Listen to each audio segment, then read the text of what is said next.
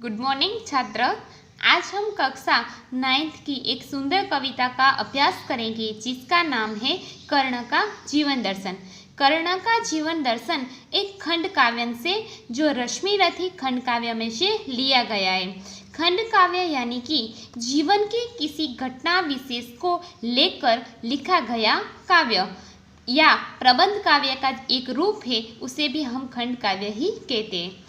इस काव्य के कवि का नाम है रामधारी दिनकर, जिसका जन्म 23 सितंबर 1908 में बिहार के मुंगेर जिले के सिमरिया नामक गांव में एक किसान परिवार में हुआ था।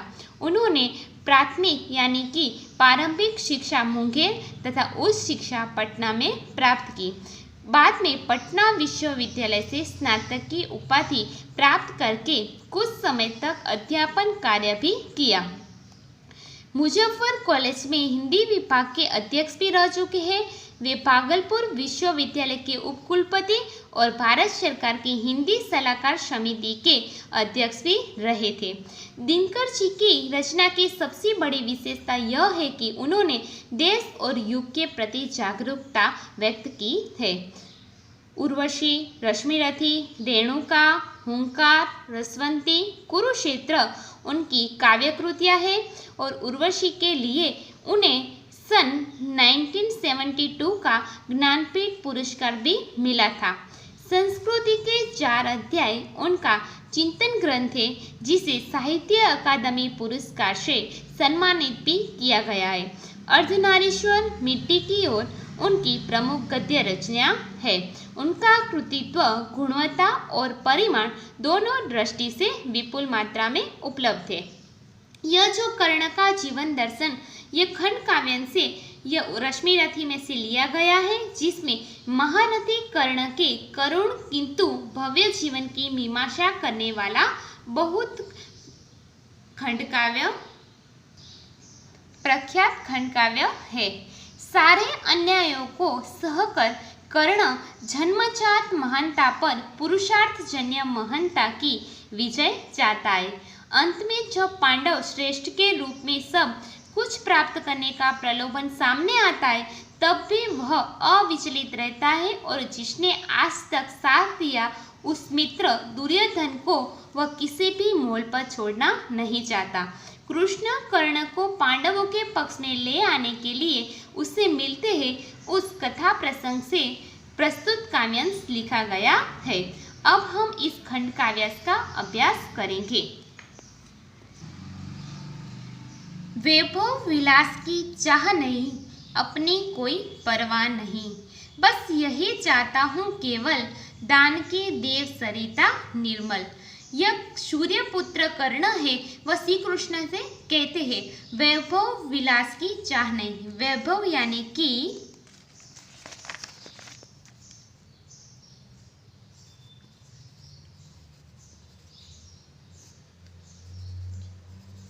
वैभव यानी कि धन दौलत। वैभव यानी कि धन दौलत कि मुझे कोई धन दौलत और विलास, विलास यानी कि सांसारिक सुख, यानी कि विलास मतलब सांसारिक सुख।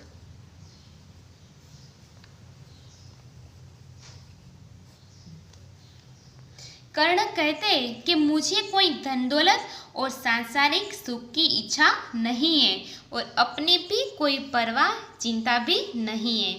मैं तो सिर्फ यही चाहता हूँ कि मेरे हाथों से दान की जो देव सरिता, सरिता यानी कि नदी, निर्मल यानी कि पवित्र, कि मेरे हाथों से सदैव के लिए दान की जो निर्मल पवित्र नदी है वह बहती रहे। करतल से झरती रहे सदा, निर्धन को भरती रहे सदा। करतल, करतल यानी कि आप देख सकते हैं ना, ये क्या है? करतल यानी कि हथेली।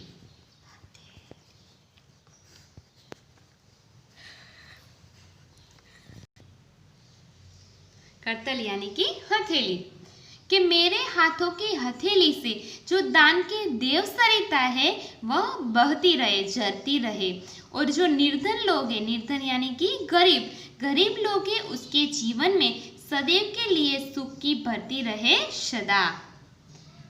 आगे, तुझ है राज्य क्या है केशव, पाता क्या नर कर प्राप्त वैभव, चिंता प्रभुत अत्यल्प हास, कुछ चाकचिक्य कुछ क्षण विलास। जब केशव यानी कि श्री कृष्ण का दूसरा नाम क्या है, तो आप कहेंगे केशव जब उसको कर्ण को राज्य धन दौलत की लालच देते हैं, तब कर्ण कहते हैं कि जो आप मुझे राज्य की जो लालच देते हैं ना, वो मेरे लिए क्या है, तुच्छ यानी कि फोकर, वह मेरे लिए किसी काम का नहीं है। तो ये राज्य भी किसी काम का नहीं है। वो आगे कहते, पाता क्या नरकर प्राप्त विभव यानी कि जो धन दौलत है ना, कि कहते हैं कि मानवी ये धन दौलत पाकर क्या कर सकता है, उसे यह पाकर क्या मिलता है। तो कहते हैं कर्णागर उसे यह मिलता है कि चिंता प्रभु, चिंता यानी कि जो हम टेंशन लेते हैं ना, उसे कहते हैं चिंता। प्रभुत यानी कि बहुत, प्रभुत यानी कि अधिक, बहुत।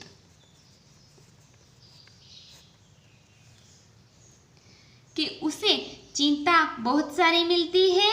और हास यानी कि हंसी, आपकी मुस्कान, उसे जो मुस्कान है वह हंसी है बहुत थोड़ी ही मिलती है। और कुछ चाकचिक्य मिलता है, चाकचिक्य यानी कि चमक।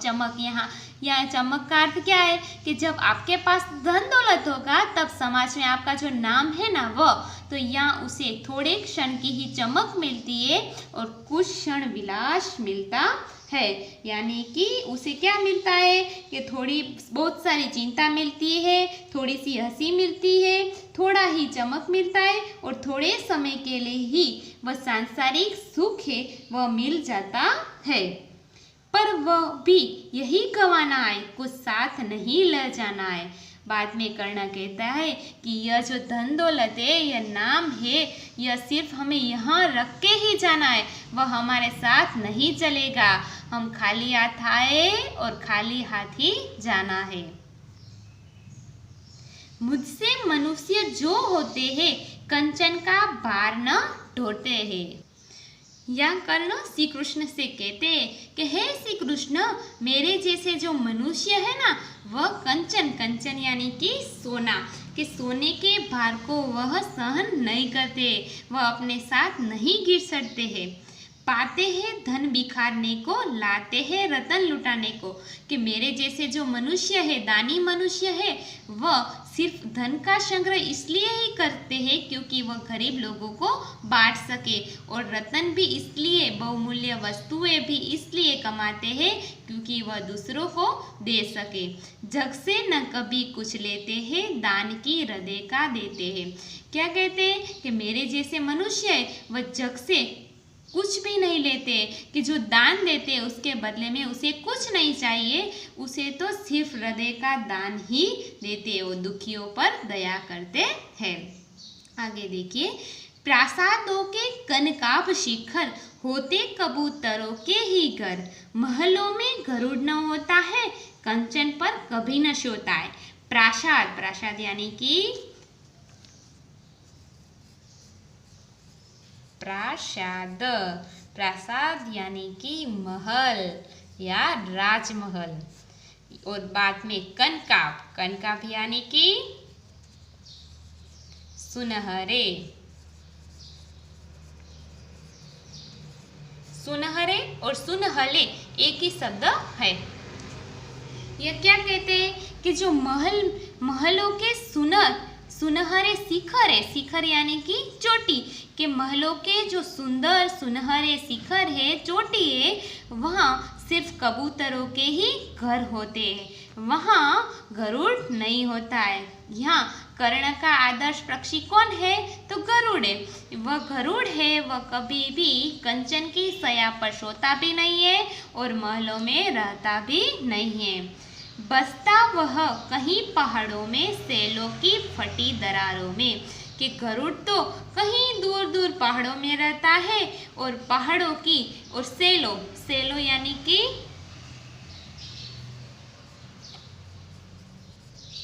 शैल यानी कि पर्वत और चट्टान।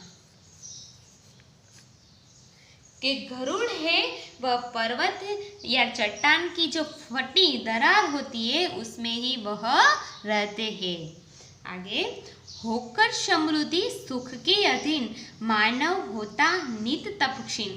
यहाँ क्या कहते हैं कि जो लोग होते हैं जिसके पास बहुत सारी धन दौलत होती है वह धन दौलत के सुख का गुलाम बनकर उसके अधीन होकर उनके जो नीत तपक्षीण है कि उसके पास जो तेज है, जो उसके प्रभाव है, उसको वह क्या करते हैं तो नष्ट कर देते हैं। सता किरीट मणिमय आसन करते मनुष्य का तेज हरण। कि जो आज लोगों के पास पैसा आ जाए, धन आ जाए, अगर उसके पास राज मुकुट आ जाए तो वह मनुष्य के जो प्रभाव है, उसके जो तेज है, उसको वह नष्ट कर देता है। आप जानते ही होंगे कि आज समाज में ऐसे भी लोग हैं कि बहुत सारे वह प्रभावशाली हो गए, लेकिन जब उसके पास पैसा आ जाए, धन आ जाए तो वह यह सिर्फ सुख समृद्धि के गुलाम बनकर ही अपने जीवन को काट लेते हैं। वह अपने प्रभावशाली व्यक्तित्व का कभी भी प्रयोग नहीं करते, वह अपने प्रभाव को भी नष्ट कर देते हैं। नर विभव हेतु ललचाता पर वही मनुष्य को खाता है। या क्या कहते हैं कि यह जो वैभव है, यह सुख समृद्धि है, वही मनुष्य को ललचाती है और यह मनुष्य जब उसकी लालच में आ जाता है तब वह मनुष्य को नष्ट कर देती है, उसके जीवन को खत्म कर देती है। चांदनी पुष्प छाया में पल नर गले बने सुमधुर कोमल। कि जो लोग सुख समृद्धि की चांदनी और पुष्प छाया में बड़े होते हैं वह मनुष्य सुंदर और कोमल है। सुमधुर यानी कि सुंदर और कोमल यानी कि कोमल। तो ऐसे मनुष्य जो सुख समृद्धि की छाया में बड़े होते हैं वह मनुष्य सुंदर और कोमल है। पर अमृत कलेश का पिए बिना आंतव अगड़ में जिए बिना। कि जो मनुष्य अमृत कलेश, कलेश यानी कि पीड़ा, के पीड़ा के अमृत को पिए बिना और आतप, आतप यानी कि धूप, आतप यानी कि धूप, आतप यानी कि धूप ने अनगढ़, अनगढ़ यानी कि अनगढ़ यानी कि संकट।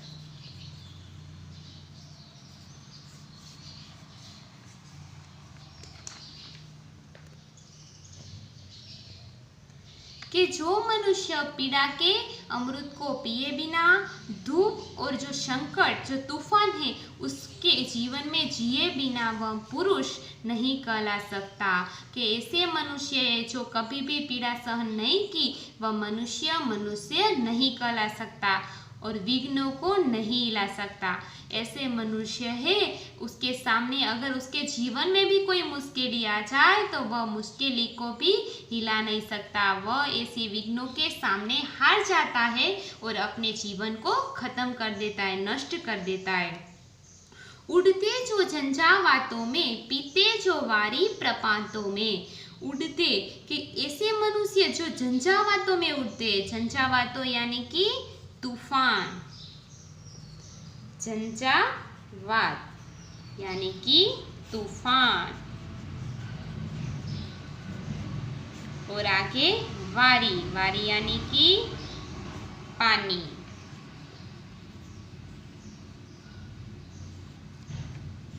और आगे प्रपात, प्रपात यानी कि झरना।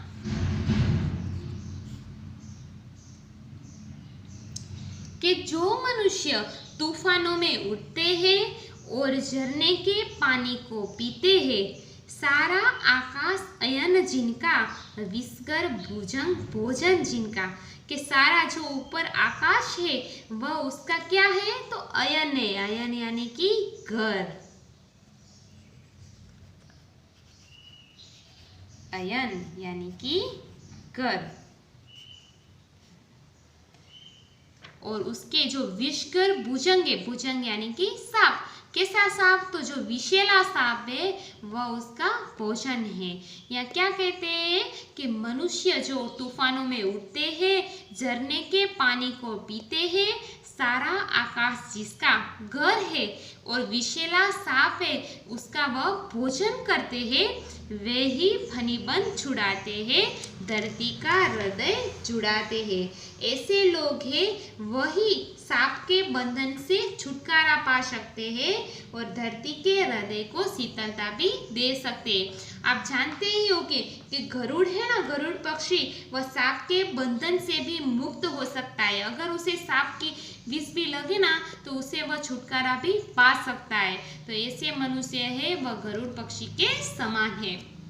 आगे कर्ण कहते हैं, मैं गरुड़ कृष्ण, मैं पक्षीराज, सिर पर न चाहिए मुझे ताज, दुर्योधन पर है विपद घोर, सकता न किसी विष उसे छोड़। कि आगे कर्ण कहते हैं कि हे कृष्ण, कि मैं किसके समान हूँ, तो पक्षीराज है, पक्षियों के राज है, ऐसे गरुड़ पक्षी के मैं समान हूँ। और मुझे सिर पर मुझे ताज भी नहीं चाहिए, मुझे कोई राज्य भी नहीं चाहिए, धन दौलत भी नहीं चाहिए। आज तो मेरे मित्र है जिसने मुझे सदैव साथ दिया, ऐसे मित्र दुर्योधन पर आज विपदा आई है, यानी कि संकट आया है और इस संकट से उसे कोई भी विष उसे छुड़ा नहीं सकता। तो आज मैं दुर्योधन का ही साथ दूंगा। रणखेत पाटना है मुझको, अहीं पास काटना है मुझको। मुझे तो कहाँ जाना है, तो रणखेत, रणखेत यानी कि युद्ध का जो मैदान होता है, तो युद्ध के मैदान में मुझे उतरना है। पाटना यानी कि उतरना है, कि रण के मैदान में मुझे उतरना है और दुर्योधन के नाक पास को काटना है। आज दुर्योधन के जो दुश्मन है उसको मुझे हराना है, इसलिए मुझे कुछ नहीं चाहिए कृष्ण। यहाँ आप क्या कह सकते हैं कि जो कर्ण है, कि जिसे हम क्या कहते हैं कि दानी, कि जो सूर्य का पुत्र है, ऐसे कुंती के पुत्र जब श्री कृष्ण उसे लालच देते हैं कि तुम्हें राज्य दूंगा, धन दौलत दूंगा, तब भी वह कर्ण है उसे किसी की भी लालच नहीं है, वह अपने मित्र का ही साथ देता है। तो आप यहाँ देख सकते हैं कि कर्ण का जीवन दर्शन कितना उत्तम है, कि वह दानी है, उसे किसी का भी प्रलोभन नहीं है। कर्ण एक महान दानी पुरुष है, उसे राज्य और वैभव या भोग विलास की भी इच्छा नहीं है। उसकी तो सिर्फ यही एक अभिलाषा है कि उसकी जो हथेली से सदैव दान वृत्ति हो, जो नदी है वह बहती रहे और गरीबों के दुख को दूर करती रहे। आप जानते ही होंगे कि जब भी कर्ण का जीवन अन्याय और अपमान से भरा हुआ था, तब दुर्योधन ने ही उसे साथ दिया था, उसे सम्मान दिया था और उसे अपना मित्र बनाया था। तो जब श्री कृष्ण कर्ण के पास आते हैं, उसे राज्य का लालच देते, तब भी वह कर्ण है उसे स्पष्ट इनकार कर देते हैं और कहते हैं कि दुर्योधन का साथ छोड़ने से उसे कोई रोक नहीं सकता। इस प्रकार हमने देखा कि कर्ण ने दुर्योधन के प्रति अपने मित्र धर्म का पालन किया। Thank you.